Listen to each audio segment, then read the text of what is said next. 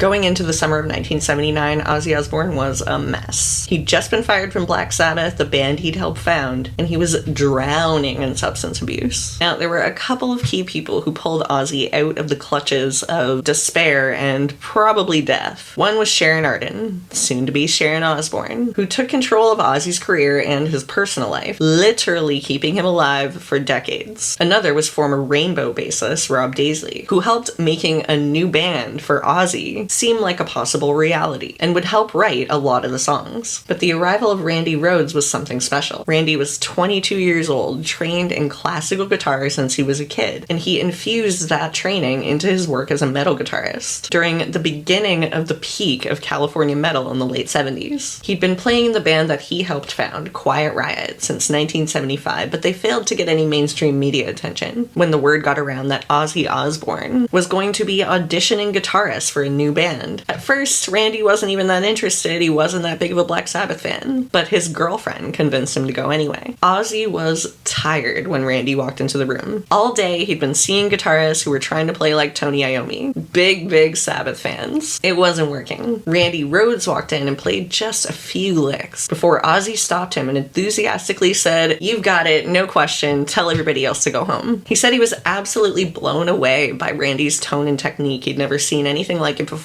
His style was this completely unique blend of bluesy influences like Hendrix, Jeff Beck, Clapton, and his classical training, which resulted in some absolutely wild solos. When Randy and the rest of the band joined, they were under the impression that this was a new band called Blizzard of Oz, not an Ozzy Osbourne solo project. And it wasn't until their first record was released in September 1980 in the UK that they realized that they'd been duped. This was just the beginning of a great deal of tension between Ozzy and the members of the band, particularly Randy, who knew what he was worth. The album did alright at first, although it would later become an iconic album with Ozzy's signature song Crazy Train as the lead single, the song that Randy wrote the legendary riff for. Blizzard of Oz received little airplay when it was initially released, but fans loved it. They were off to a bumpy start, but they were excited for the future. Little did they know that tragedy was just around the corner.